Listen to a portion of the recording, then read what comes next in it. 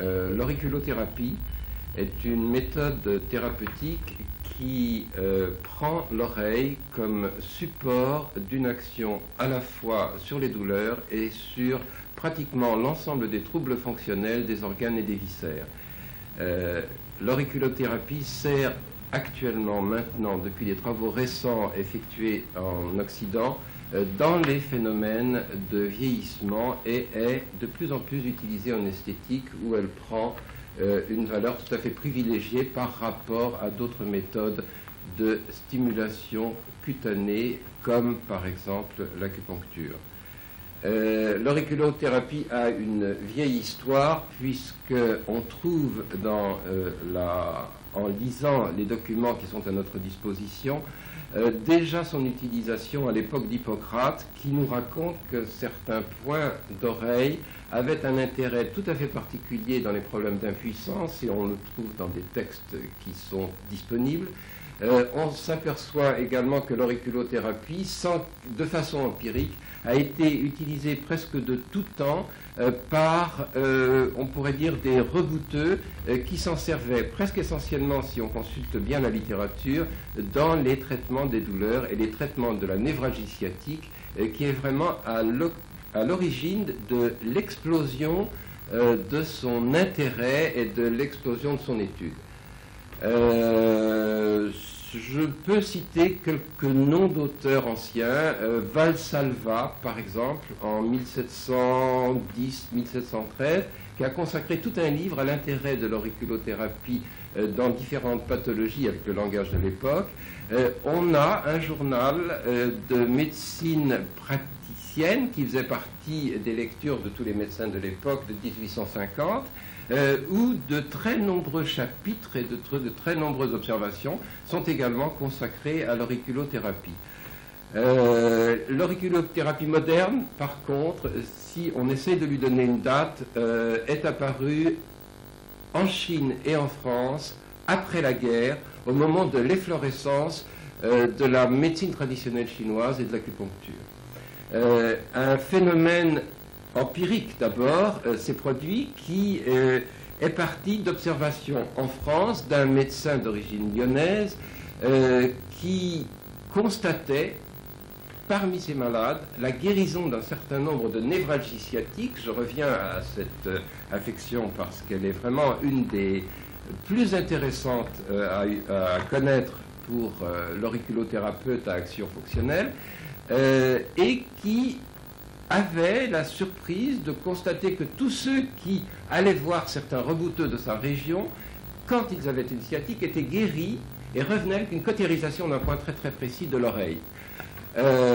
Pendant ce temps, parallèlement, sous l'influence de la médecine chinoise traditionnelle relancée par Mao Tse-tung, des études d'auriculothérapie, c'est-à-dire de stimulothérapie avec comme langage de base l'énergétique chinoise, étaient faits en Chine.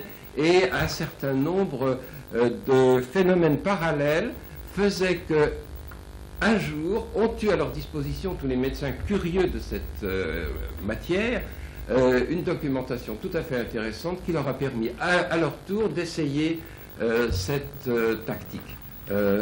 Les travaux de recherche suscités par l'auriculothérapie ont porté dans trois directions.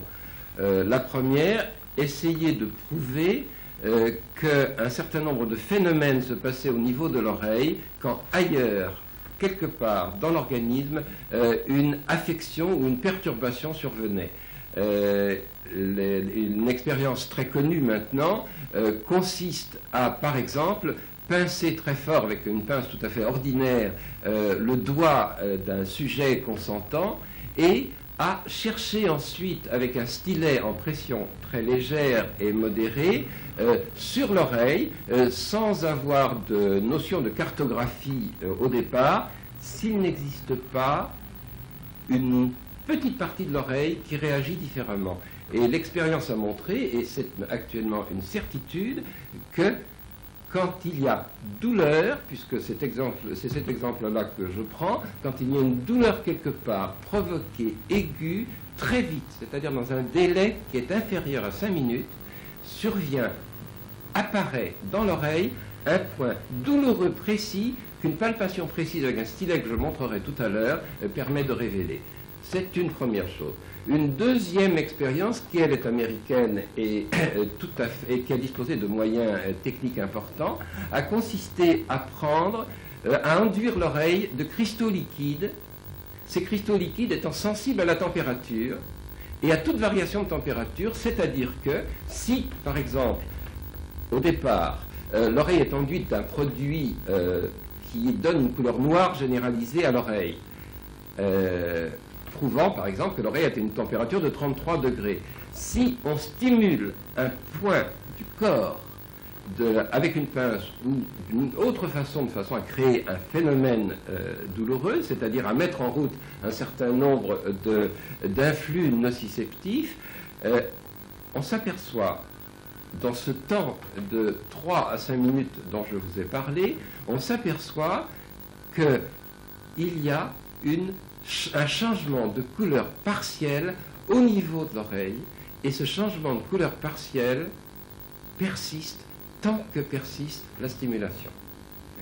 C'est grâce à cette méthode donc que les Occidentaux ont pu compenser la quantité d'expérience que faisaient les Chinois et ont pu donc établir une cartographie entre les correspondances des endroits du corps avec l'oreille, parce que ce phénomène dont je parle maintenant, qui s'appelle la somatotopie, est une des grandes découvertes de ces dernières années. Elle est basée sur une sorte de doctrine philosophique ou empirique au départ, prélevée ou prise chez les Chinois, qui dit que autour de chacun de nos orifices naturels existe une projection de notre corps, de l'ensemble de notre corps. Le principe est donc celui-là. À partir de ce moment-là, il suffisait de chercher et de voir et d'essayer d'établir des correspondances.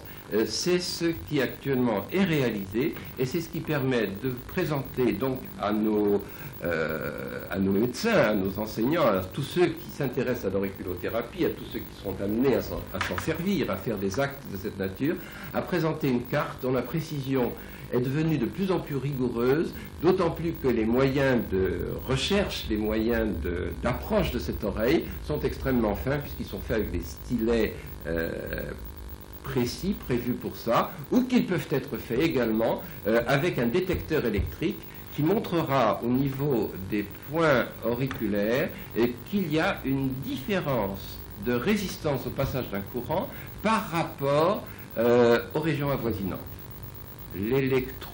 La recherche, la détection électrique ou électronique vient d'apporter, depuis quelques années, sa part personnelle à cette démarche tout à fait intéressante, puisque à partir du moment où le médecin ou le thérapeute dispose d'une cartographie, dispose également, à partir de l'oreille, d'un moyen de diagnostic, parce que, connaissant sa carte, sachant chercher un point sensible, sachant où se trouve ce point sensible, il lui est possible d'ajouter aux méthodes de diagnostic courantes, qui sont celles qui sont apprises à la faculté autour de tous les enseignements médicaux ou paramédicaux, il est possible d'ajouter à cet enseignement, à ce qu'il sait, un bagage complémentaire et un diagnostic complémentaire qui quelquefois est terriblement enrichissant et qu'il ne faut pas négliger.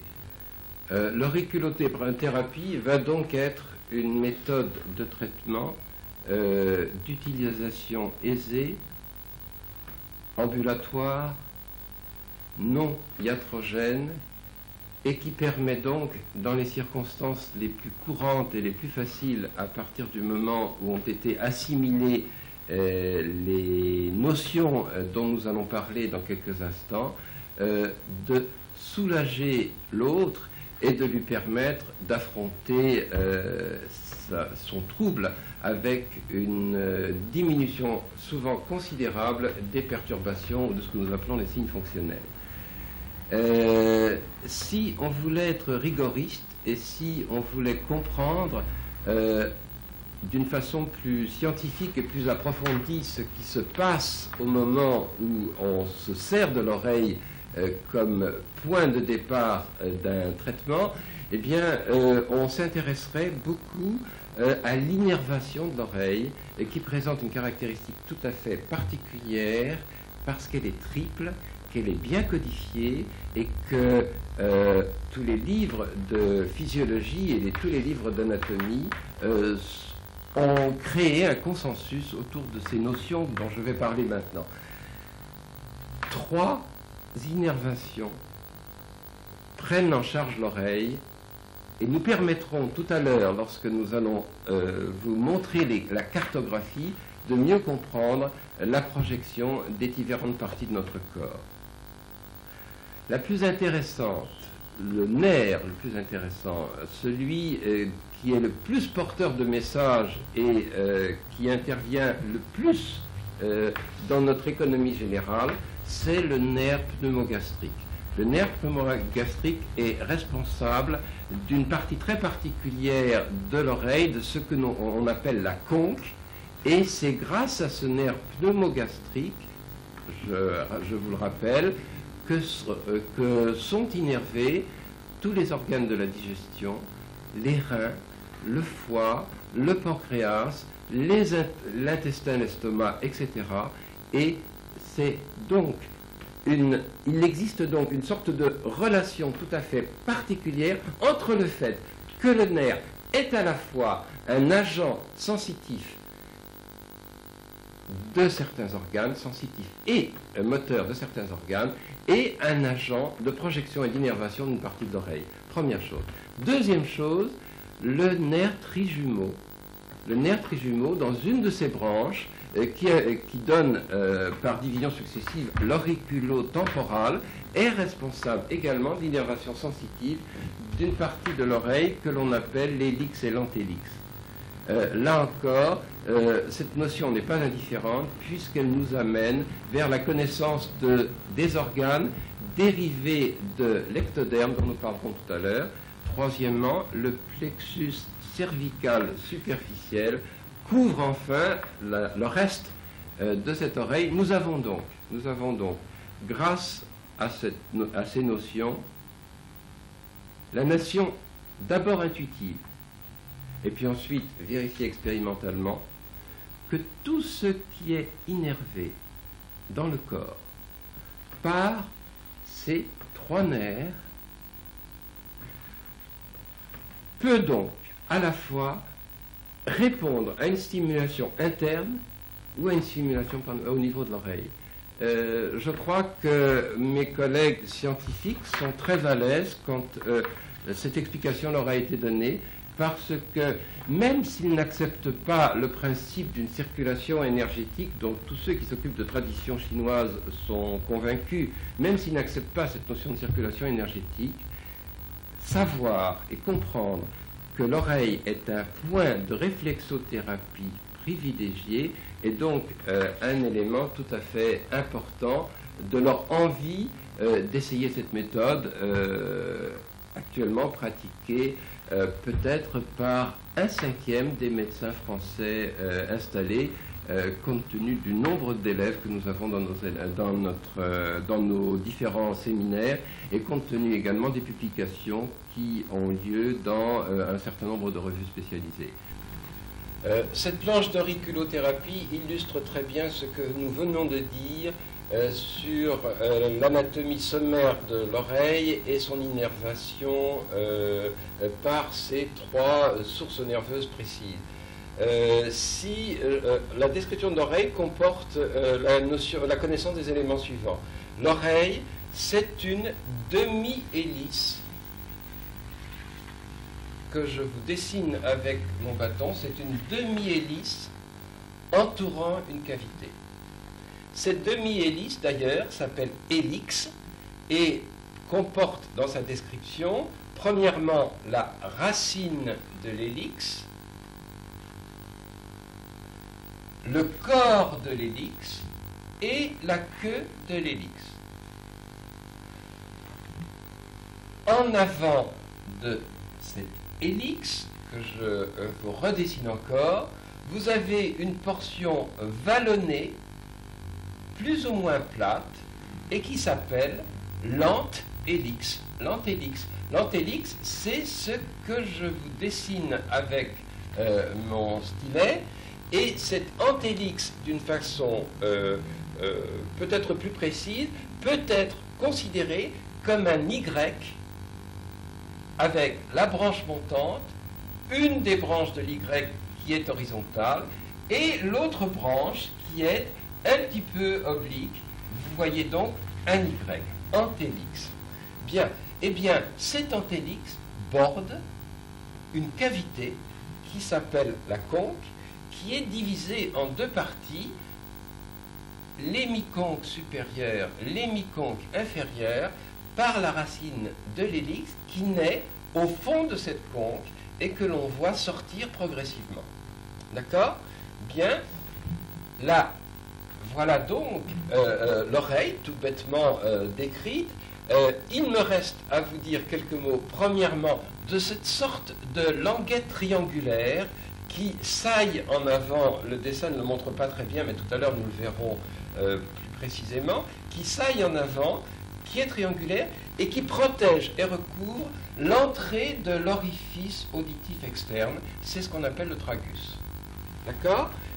Et faisant vis-à-vis au tragus, nous avons une languette identique que l'on ne voit pas très bien sur ce schéma, mais qui est pratiquement en face et qui s'appelle l'antitragus. Tragus, antitragus, c'est à ce moment, c'est entre les deux que la conque dessine une sorte d'incisure, incisure, partie intermédiaire qui s'appelle l'incisure intertragienne ou intertragienne, à l'intérieur de laquelle se trouvent des points extrêmement importants à connotation hormonale et endocrinienne dont nous parlerons tout à l'heure. Ok? Il nous reste à décrire ce qui suit la queue de l'hélix et qui se trouve être le lobe de l'oreille. Le lobe de l'oreille, dans lequel, je crois que vous savez, très souvent les femmes se percent un trou pour pouvoir y accrocher un certain nombre de pendeloques ou de bijoux. Et tout dépend de l'endroit dans lequel elles percent le trou, parce que si c'est bien au milieu, leur vision sera ultérieurement bien meilleures, elles seront bien moins obligées que les autres de porter des lunettes parce qu'elles auront un titillement permanent, c'est-à-dire une réflexothérapie d'installation lente, progressive et durable de l'oreille, ce qui a un effet de tonification sur l'oreille, c'est-à-dire sur l'organe oreille, et permet très souvent d'améliorer la vue de façon tout à fait intéressante. Quand les bijoux qui sont utilisés sont des bijoux qui ne se dégradent pas et qui ne s'oxydent pas facilement, parce que si nous avons une dégradation, nous avons à ce moment-là un effet inverse et quelquefois une myopie qui s'accentue. D'accord? Voilà un des éléments amusants et intéressants de cette description. Je vous ai parlé des nerfs et de la responsabilité des nerfs. Eh bien, la conque est entièrement innervée par le pneumogastrique. Voilà, le pneumogastrique, c'est tout ça, et nous allons dans quelques instants découvrir la projection des organes qui reçoivent à l'intérieur de notre corps des branches du pneumogastrique surtout, et nous rendre compte donc qu'ils ont également leur route ou leur point de projection au niveau de la conque, comme je vous le montre déjà. Deuxièmement, toute cette région-là, toute cette région donc antélix et hélix, c'est le nerf auriculotemporal, c'est la branche du trijumeau, et la branche du trijumeau, on s'en est aperçu par des expérimentations nombreuses, est responsable de la plus grande partie de nos sensations douloureuses, quelle que soit la partie ostéo-ligamento-musculaire qui soit intéressée par ce problème. Voilà. Le reste, c'est le plexus cervical superficiel. Et le plexus cervical superficiel, c'est la zone ORL, c'est la moelle, c'est le cerveau. D'accord? Donc, l'apprentissage de l'auriculothérapie devient grâce à ça peut-être beaucoup plus facile, puisque connaissant les propriétés ou connaissant comment dirais-je, ce sur quoi les nerfs interviennent, il nous est facile presque par un effort de mémoire rétroactif ou réactionnel de savoir sur quoi nous allons travailler. L'auriculothérapie va donc consister pour le praticien, premièrement, donc, à apprendre cette carte, et ce dessin est suffisant et doit permettre donc de percevoir l'intérêt des différents points bleus que nous sommes en train de voir, qui sont des projections.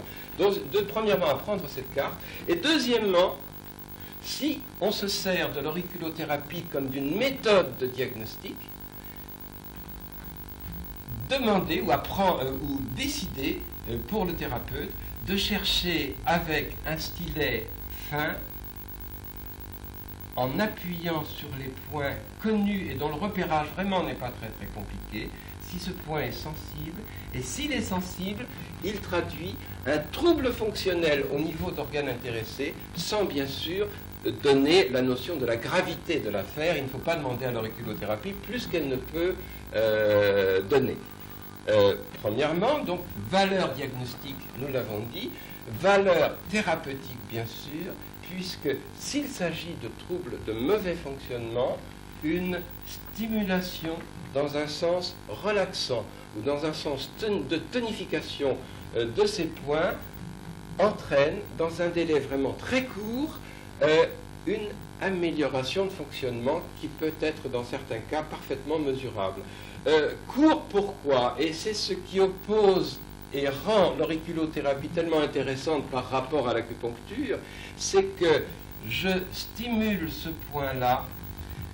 Si je pense que je mets en route un réflexe tout simple, le trajet est extrêmement court et amène donc ma stimulation ou les influx dont je suis responsable au niveau de secteurs qui se trouvent à la base du cerveau et qui peuvent répondre extrêmement rapidement dans un réflexe à faible distance, alors que l'acupuncture met en route tout un balayage énergétique de l'organisme et donc est responsable de réponses beaucoup plus diffuses, beaucoup moins précises quelquefois, ou si elle est moins précise, parce qu'on n'utilise pas assez de points, ou l'obligation d'associer, de faire un programme de traitement en acupuncture associant 4 ou 5 points complémentaires pour avoir un effet que quelquefois l'acupuncture avec un seul point ou 2 points peut nous offrir. Nous venons donc d'étudier la face antérieure de l'oreille, ce que l'on nomme le pavillon. Alors, je vous rappelle les éléments de tout à l'heure, à savoir la demi-hélice extrêmement bien dessinée et très régulière que je viens de vous montrer, la plage antélix, l'antélix que vous trouvez là, et cette cavité, cette conque, ce trou qui est divisé en deux, donc par la racine de l'hélice, et qui est bordé par une région que l'on appelle l'avant-mur, et qui est une sorte de falaise dominant la rivière ou dominant la montagne, qui est donc la partie toute antérieure de l'antélix, région extrêmement intéressante et importante, parce que les études nous ont montré que c'est à ce niveau que se projetait notre axe vertébral dont la partie cervicale se trouve en bas, la partie dorsale vers sa partie moyenne, de cet avant-mur, et la partie lombaire est sacrée dans la partie toute haute, et ce fameux point dont je vous ai parlé tout à l'heure et qui est à l'origine de la découverte de l'auriculothérapie comme méthode de traitement entière se trouve ici, dans cette région-là, dont la cautérisation, dans un pourcentage de cas significatif, enlève une névralgie sciatique aiguë, brutale et invalidante. vous avez donc remarqué, en revoyant ce schéma, que il correspond à la projection d'un fœtus en position inversée.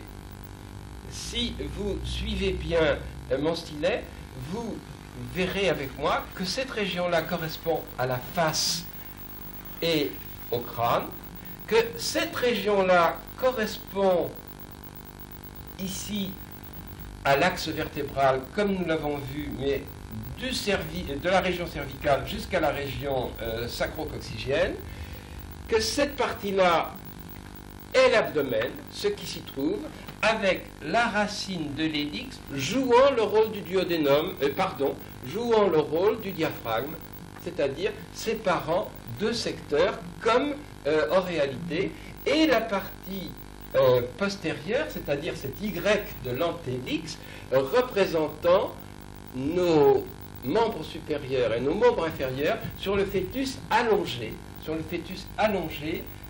recroquevillé sur lui-même comme il est dans le ventre de sa mère, mais dont les membres supérieurs et inférieurs sont allongés, ce qui donne dans la partie externe la projection de l'épaule, du coude, du poignet, de la main et des doigts, et dans sa partie un peu plus antérieure, la projection de la hanche, de la région lombaire,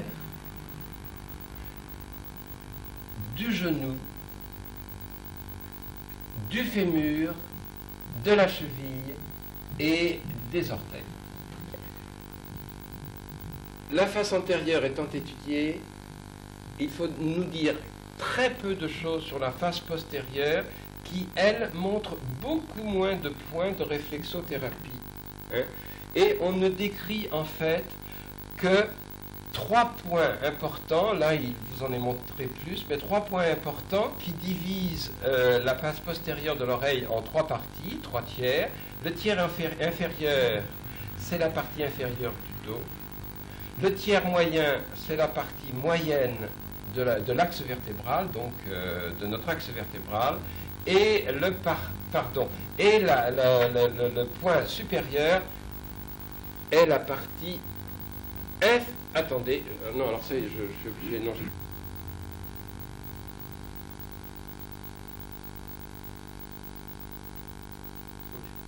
Ok. Bien, nous regardons maintenant et nous allons passer quelques instants sur la face postérieure de l'oreille qui présente, elle, très peu de points importants. En fait, de façon usuelle, on n'en utilise que 3 que je vous montre et qui divisent donc la face postérieure de l'oreille en 3 parties. Au tiers inférieur, nous avons la région cervicale. Au tiers moyen, nous avons la région dorsale. Et au tiers supérieur, nous avons la région lombosacrée. Si vous retournez l'oreille, vous verrez qu'il y a une correspondance extrêmement précise entre les projections le long de l'avant-mur. Bien, il nous reste maintenant à rentrer dans la deuxième partie de notre exposé, à savoir l'auriculothérapie pratique et la façon habituelle dont le thérapeute va prendre en charge une personne quand il a décidé de lui proposer l'auriculothérapie. Alors, premièrement, examen clinique, c'est-à-dire qu'il fait son travail de thérapeute ou de médecin et il repère la région qui souffre, un foie qui ne va pas bien, un estomac qui présente de l'aérophagie, un rein dont le fonctionnement laisse à désirer. À partir du moment où nous disposons donc des signes fonctionnels apportés par le patient, outre les examens habituels d'ordre universitaire que nous avons appris, il nous suffit avec une sorte de petit instrument prévu exprès de chercher au niveau des projections sur la carte les points correspondant aux troubles invoqués. Et alors, par exemple, si des douleurs rénales sont signalées, il est bon, avec une pression douce, d'appuyer sur le point retrouvé et correspondant et de demander au patient si une sensibilité particulière apparaît au moment de l'appui et si, parce que l'épreuve inverse peut être faite, si en changeant de quelques millimètres le point, c'est-à-dire en appuyant juste un petit peu à côté du point, si la sensation est la même. C'est ce phénomène extraordinaire qui convainc tous les médecins européens qui s'intéressent à l'auriculothérapie, à l'acupuncture. Les points d'acupuncture et les points d'auriculothérapie, lorsqu'ils sont porteurs de messages et lorsqu'à leur niveau apparaît une sorte de petite névralgie ou de cellulalgie localisée, les points d'acupuncture sont d'une précision extraordinaire et vraiment autour d'eux une pression tout à fait équivalente ne fait rien quand le point, lui, est sensible et tout ceci est très important. Ceci est l'étape diagnostique. Je vous ai dit tout à l'heure que l'étape diagnostique, qu'à la limite, l'auriculothérapie permettait de faire de la médecine vétérinaire. C'est-à-dire qu'on n'avait pas besoin, et c'est une des raisons pour laquelle l'auriculothérapie chez les enfants est parfaitement intéressante, on n'a pas besoin, si on est devenu adroit et qu'on connaît bien son anatomie, on n'a pas besoin de demander ce qui ne va pas, bien sûr, sauf à détecter des maladies graves, et nous serions impardonnables de ne pas le faire. On n'a pas besoin de demander ce qui ne va pas. Il suffit, avec son petit instrument, de passer d'un point à l'autre, d'appuyer, et de se rendre compte que certains points poussent des cris et d'autres non. C'est à ce moment-là qu'intervient pour nous une notion que les Chinois appellent la notion du yin et du yang, que chez nous, nous pourrions appeler une notion de plus ou de moins, c'est-à-dire, quand il s'agit d'une douleur, par exemple, une notion de symptomatologie aiguë, lancinante, très pointue, opposée, par exemple, à une symptomatologie traînante,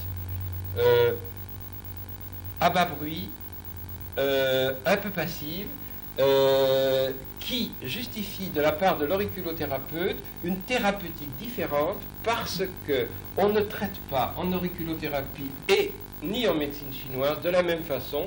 Quelqu'un, par exemple, qui a mal brusquement, comme une crise de colique néphrétique aiguë qui vient d'apparaître, ou quelqu'un qui a mal de façon un petit peu chronique, lente et longue, comme par exemple une névralgie de l'épaule qui traîne. Dans un cas, les points seront les mêmes, bien sûr, mais on les manipulera quand il s'agit quand on s'occupe d'une douleur très dure, très forte, très yang, on manipulera les points en dispersion, c'est-à-dire qu'on essaiera d'obtenir un effet décongestif et anti-inflammatoire rapide. Si par contre la douleur est faible, subaiguë, très souvent c'est parce que au niveau de la région malade, comme au niveau du point, s'est fait une accumulation de matière, disent les Chinois, et nous leur devons un certain nombre d'explications que nous n'avions pas, nous, dans notre langage. Il se fait une certaine accumulation de matière, il se crée un certain nombre de nodules douloureux très congestifs, et à ce moment-là, il convient d'évacuer cette matière, c'est-à-dire de faire en sorte que se rétablisse un flux énergétique. Je suis obligé d'utiliser des termes de la médecine traditionnelle chinoise, parce que nous n'avons pas d'autres en Occident. Il est nécessaire de faire une sorte de drainage énergétique, et à ce moment-là, les points de dispersion sont ceux qu'on utilise, c'est-à-dire que, je ne voudrais pas dire des points de dispersion, mais une dispersion du point. Je vous montrerai tout à l'heure la façon dont on doit se comporter, soit avec une aiguille d'acupuncture stérile, comme celle que nous allons présenter, soit avec des petits stylets dans le genre de celui-là, pour que l'action soit une action de tonification ou une action de dispersion. Bien, sur le patient allongé, détendu, placé dans une attitude de relaxation maximum, nous allons premièrement revoir ensemble l'anatomie de l'oreille, et deuxièmement mettre en route un traitement en vous rappelant les faits suivants. Si déontologiquement vous êtes autorisé à faire des aiguilles d'acupuncture, eh bien vous implanterez des aiguilles d'acupuncture et les manipulerez en tonification ou en dispersion. Si vous préférez ou si vous n'en avez pas l'autorisation vraie, il vous est parfaitement possible de prendre en charge les points de l'oreille en faisant de la digiponcture, et cette digiponcture peut également être faite en tonification et en dispersion, et c'est ce que nous allons montrer. Bien, alors au point de vue anatomique, je vais vous faire revoir ce que j'ai appelé la demi-hélice ou hélix, avec la racine de l'hélix qui naît à l'intérieur de la cavité et qui divise cette cavité en deux parties. Nous en parlons dans un instant. Donc voici la racine de l'hélix, voici le corps de l'hélix, et voici ce qu'on appelle la queue de l'hélix. D'accord ? Sur certaines oreilles belles comme celle-là, vous avez une oreille ourlée, et nous découvrons une portion dont je n'ai pas parlé parce que le dessin ne la montrait pas, qui s'appelle la gouttière de l'hélix, qui est le recouvrement en relief de ce que nous avons vu après, et qui est l'antélix, avec cette forme tout à fait précise d'un Y arrondi, avec sa branche montante et sa branche horizontale. D'accord ? Ceci étant l'antélix, et l'antélix donc domine dans sa partie toute antérieure la cavité qui s'appelle la conque, et d'ici à là, nous avons l'axe vertébral, la colonne vertébrale, région cervicale, région dorsale, région sacro-lombaire. D'accord ? Je vous ai raconté également que dans la partie toute inférieure de l'antélix, nous avons un relief qui s'oppose à la languette qui protège l'orifice auditif externe et qui s'appelle donc, cette languette s'appelle le tragus, et là nous avons l'antitragus.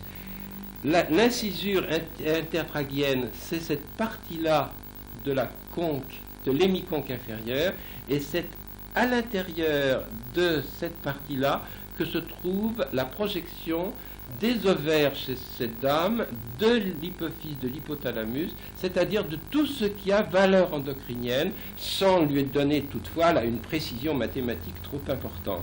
Mais un traitement général chez quelqu'un qui présente des insuffisances sécrétoires hormonales, et qui est donc un massage général de cette région, a habituellement un effet dans le mois qui suit, sous réserve qu'il n'y ait pas des lésions graves, bien sûr, au niveau de l'organe, a un effet de régulation hormonale tout à fait intéressant.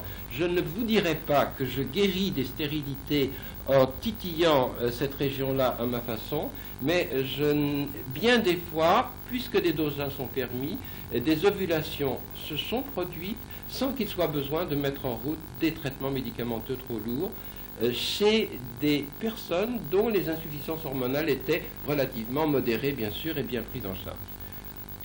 D'accord ? Nous avons donc ici le lobe de l'oreille, et ce lobe de l'oreille est précisément percé par des boucles d'oreilles qui ont été enlevées tout à l'heure, au niveau de la projection de l'œil. Et cette jeune dame m'a bien dit que sa vision était excellente et que vraiment aucune perturbation ne régnait, qu'elle avait d'ailleurs l'habitude de porter des boucles d'oreilles de façon tout à fait régulière, et c'est très bien.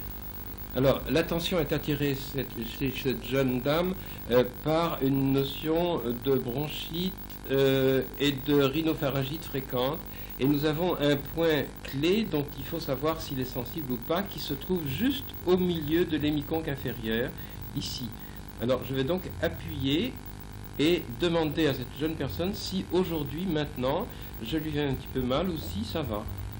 Ça ne fait pas mal. Actuellement, nous ne sommes pas en crise. Donc, je vous montre toutes les fois que nous avons un problème de bronchite traînante ou de trachéite qui n'en finit pas. Le point est la région centrale de l'hémiconque inférieur sur laquelle je suis en train d'appuyer maintenant. Bon. je profite de l'occasion pour vérifier si au niveau de ces ovaires tout va bien et s'il n'y a pas un point d'appel qui m'amènerait à lui poser des questions un petit peu plus insidieuses. L'ovaire se trouve, je vous ai dit, l'incisure intertraguienne un petit peu derrière le bras antérieur de cette incisure, c'est-à-dire ici. Alors, est-ce que je vous embête ou pas? Non. Alors donc tout va bien, nous n'avons pas à nous inquiéter de ça. Si c'est une personne qui est extrêmement nerveuse et un petit peu spasmophile, nous avons le point de la parathyroïde qui se trouve presque en vis-à-vis du point de l'ovaire, sur la branche, derrière la branche postérieure de cette incisure. Ici, je vais donc appuyer ici et elle va me dire si elle a une sensibilité un petit peu différente par rapport à ce que j'ai fait. Ça va. Bon, eh bien, nous avons beaucoup de chance. Bien, alors, on continue l'exploration. Dans l'interrogatoire qui a été fait précédemment, il était question d'une névralgie sciatique et de douleur de hanche. Nous sommes donc dans ce secteur-là, et c'est dans ce secteur que je vais essayer de repérer un point sensible douloureux qui doit être homolatéral, d'après l'expérience que nous en avons, par rapport au côté dont on se plaint. D'accord? Est-ce que je vous fais un petit peu mal par là? Un petit peu. Est-ce que si je vais là, la douleur est la même? Non. D'accord? Alors, je suis en train maintenant d'appuyer sur ce fameux point qui a fait la réputation d'auriculothérapie, qui est le point de la névralgie sciatique. Et comme c'est une douleur qui n'est pas très violente, qui traîne, c'est donc une douleur que nous pouvons qualifier de IN. Je vais donc avoir un rôle de mobilisation de la matière, c'est-à-dire faire en sorte de disperser ce point très précis. La dispersion se fait quand on utilise un poinçon en faisant un appui très léger, et une rotation dans le sens inverse des aiguilles d'une montre. On compte à peu près jusqu'à 10, on relâche, on reprend le point, on compte jusqu'à 10, on relâche, et habituellement on le fait 5 fois. Ceci est une technique de dispersion. Si je devais, et comme très gentiment elle a bien voulu venir, si je devais faire, parce qu'il s'agit d'une sciatique très aiguë, devais faire un acte de tonification, à ce moment-là, et tant que vous m'en voudrez pas, à ce moment-là, mon appui est beaucoup plus dur, la rotation que j'imprime se fait dans le sens des aiguilles d'une montre, et vous apercevez au bout d'un certain temps que vous faites à peu près une pression comme si vous aviez 300-400 grammes, un poids de 300-400 grammes au bout de votre main. C'est donc relativement désagréable. Et après avoir fait cette rotation, vous maintenez la pression pendant 20 secondes environ. Il est de coutume de relâcher et de faire cette manœuvre 3 fois. Donc je répète, pression plus forte, rotation dans le sens des aiguilles d'une montre, maintien 20 secondes, 3 fois de suite. Ça, c'est une technique de dispersion par digiponcture, puisque là, je n'ai pas utilisé de matériel agressif, et la digiponcture se fait de préférence avec des instruments qui ressemblent à celui-là, plutôt qu'avec le doigt, qui est bien trop grossier pour avoir une action valable, alors que par contre, en acupuncture, il est très possible de prendre en charge un point d'acupuncture avec le doigt et de faire une digiponcture sans avoir besoin d'instrumentation complémentaire. Ok, alors maintenant ça c'est une première partie de ce que je voulais vous montrer. Je vais vous montrer maintenant la deuxième partie, c'est-à-dire le même acte mais fait avec des aiguilles d'acupuncture que je vous présente maintenant. Alors les aiguilles d'acupuncture, le principe est le suivant: il n'est plus possible et on n'a plus le droit, compte tenu des conditions d'hygiène obligatoires, de travailler avec des aiguilles d'acupuncture qui ne sont pas stériles jetables. Vous avez donc ici deux sortes d'aiguilles stériles jetables à usage unique et qui sont donc couramment employés par tous ceux qui font une acupuncture ou une auriculothérapie en tenant compte des progrès actuels de la science. Je vous rappelle donc que le processus intervient de la façon suivante. Le point a été repéré par la technique dont je vous ai parlé et après, avec des précautions d'asepsie importantes, vous piquez la région que vous avez choisie. Voilà, l'aiguille est en place au niveau de ce point, donc je ne peux pas vous garantir que, puisque ce point va être manipulé plusieurs fois, il y aura une véritable sédation chez cette jeune femme qui a voulu se présenter aujourd'hui. Mais vous mettez cette aiguille qui se maintient tranquillement au niveau du point, que vous avez enfoncé de moins de 5 mm. Et si vous avez décidé de faire une technique de tonification pour douleurs aiguës, dispersion pour douleurs chroniques ou pour symptomatologie chronique, si vous avez décidé de faire une tonification, votre acte ne suffit pas, il faut que vous manipuliez de temps en temps, nous n'avons pas une règle trop rigide, cette aiguille en lui imprimant des mouvements de rotation alternative. Voilà, actuellement je suis en train de faire, je pense que vous voyez bouger l'aiguille, je suis en train de faire une rotation alternative de l'aiguille au niveau du point choisi. D'accord ? Voilà, vous le faites pendant 20 secondes, puis vous arrêtez et vous recommencez. Et il faut laisser en tonification l'aiguille en place au niveau du point que vous avez choisi, 5 minutes, pas plus. D'accord ?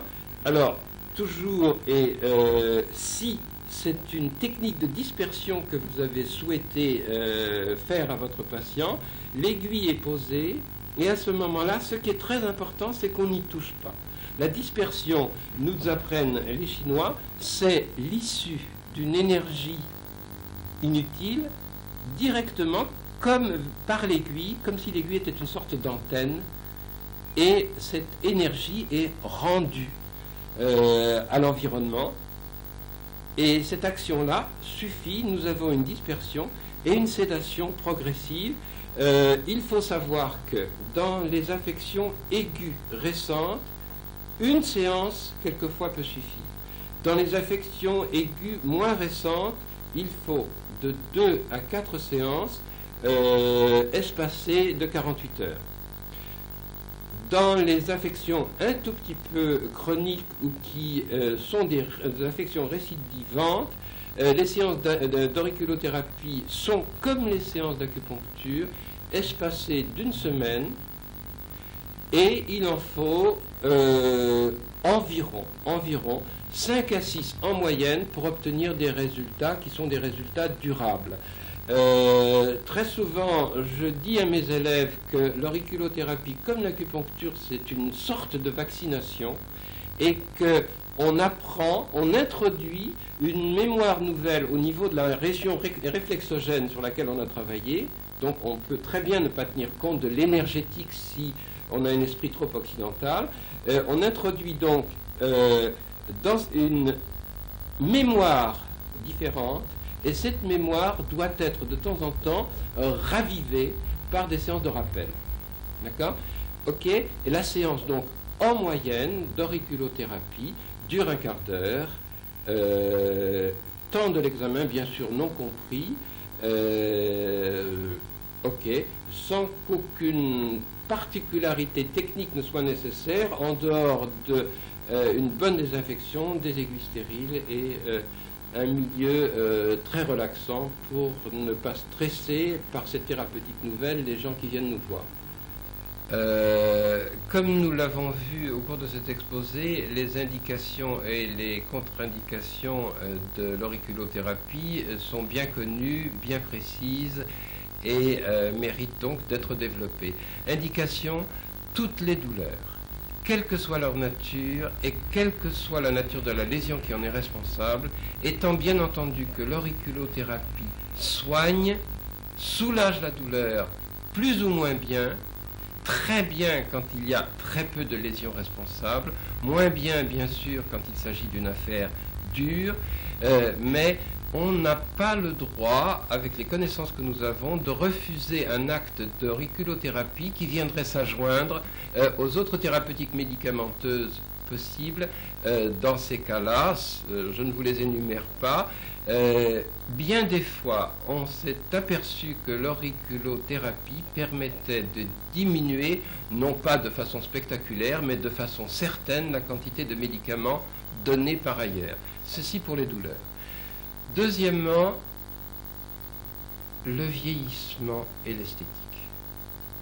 Il ne faut pas oublier que toute stimulation cutanée, où qu'elle soit, entraîne forcément, dans la région où elle a été faite, une vasodilatation cutanée et sous-cutanée réflexe, par conséquent, une meilleure oxygénation des tissus sur lesquels la stimulation a porté. L'auriculothérapie qui commande à partir de points extrêmement petits, de très grands espaces, nous offre donc une possibilité d'action démesurée par rapport au faible poids de l'acte que nous faisons. Ne pas l'oublier, esthétique, oui. Je ne dis pas que les peaux revivent parce qu'on aura fait de l'auriculothérapie sur des points à action cardiovasculaire, c'est-à-dire des points ayant un effet d'amélioration de la circulation, qu'on aura fait des points sur, qu'on aura poncturé, qu'on aura stimulé des points ayant un effet sur l'allergie. Il y a des points à action dermatologique. Ils ont été repérés, ils existent, et si vous regardez avec attention la cartographie, vous la trouverez. L'auriculothérapie joue un rôle important en esthétique. Pour une raison toute simple, tout problème cutané a à son origine une diminution de la vascularisation locale, de la vascularisation du derme et de l'hypoderme. Et l'auriculothérapie, qui est une réflexothérapie intelligente, permet, à partir de points très précis, d'obtenir sur place et à distance des actions trophiques et des actions de vasodilatation tout à fait bénéfiques, qui permettent ensuite vraiment de façon particulièrement intéressante aux produits administrés en plus d'avoir un impact bien plus satisfaisant. Esthétique de toute nature, vieillissement bien sûr aussi, puisque toute régulation neurovasculaire de l'organisme à partir de points très précis dont le potentiel d'action est considérable comme ceux dont nous disposons en auriculothérapie, permet d'empêcher un catabolisme cellulaire trop important, c'est-à-dire une destruction cellulaire, et empêche à ce moment-là les tissus, sinon de se détruire, du moins de s'éliminer dans de mauvaises conditions. Ne pas oublier également que c'est encore l'auriculothérapie qui permet d'agir à la fois sur le foie, sur le rein, sur la qualité des digestions, et d'améliorer par conséquent la quantité et la qualité des nutriments qui pénètrent à l'intérieur du corps et qui vont alors rejoindre leurs organes cibles. Je dois vous dire aussi que c'est à l'auriculothérapie qu'on doit les victoires sur le tabac. C'est dans l'oreille, au niveau du point poumon que nous vous avons montré, au niveau de la partie moyenne de la queue de l'hélix que vous connaissez maintenant, que se trouvent les deux points les plus importants susceptibles de donner à ceux qui fument et qui sont désireux de diminuer leur ration un dégoût tout à fait particulier que nos expérimentations ont découvert en même temps que nos patients le découvraient eux-mêmes. Tabac, problème non pas réglé mais bien amélioré. Obésité, mais oui, parce que c'est très satisfaisant de pouvoir agir à la fois avec 3 ou 4 aiguilles sur des centres qui peuvent modérer la faim et sur d'autres centres qui améliorent la diurèse, qui permettent au foie d'être un petit peu plus cholérétique, etc. etc. Ce sont donc un certain nombre d'indications qui sont données. Je voudrais ajouter à ces indications pratiquement tous les troubles fonctionnels de l'organisme, à savoir la prise en charge on va appeler ça des malaises gynécologiques de nos patientes, quel qu'il soit, sous réserve qu'il n'y ait pas de lésion, l'amélioration de l'état otorino et pulmonaire de la plupart des personnes parce qu'il y a des points d'allergie, parce qu'il y a des points de renforcement immunitaire, et nous avons encore bien des choses à découvrir dans ce domaine, action digestive, bien sûr, action rénale pour amélioration de la diurèse, action de meilleure qualité du fonctionnement de l'axe vertébral. Nous l'avons vu depuis le départ, puisque c'est l'auriculothérapie sans notre colonne vertébrale n'aurait pas existé. En conclusion, mais peut-être dois-je dire quelques mots sur les contre-indications de l'auriculothérapie. Elles sont petites. On ne doit pas soigner avec l'auriculothérapie les lésions découvertes et qui, elles, doivent bénéficier des progrès actuels de la médecine allopathique. C'est tout. L'autre contre-indication n'est pas une contre-indication, c'est juste une notion d'hygiène. Il faut faire son acte d'acupuncture de façon chirurgicale, proprement, sainement, avec des aiguilles stériles, et ne pas se trouver dans la situation de quelqu'un qui est obligé de traiter une infection locale, si petite soit-il, tout simplement parce qu'il a oublié qu'il fallait désinfecter la région et utiliser les instruments convenables. Voilà, les contre-indications sont celles-là.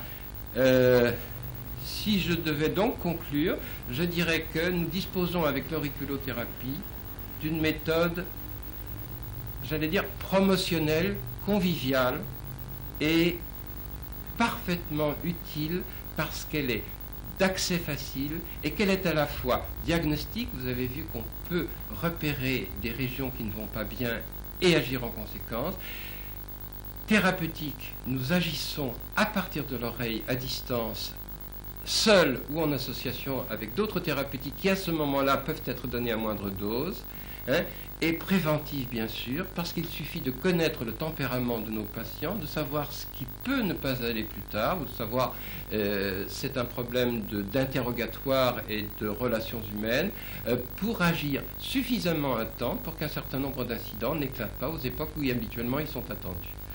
Je vous remercie de votre attention.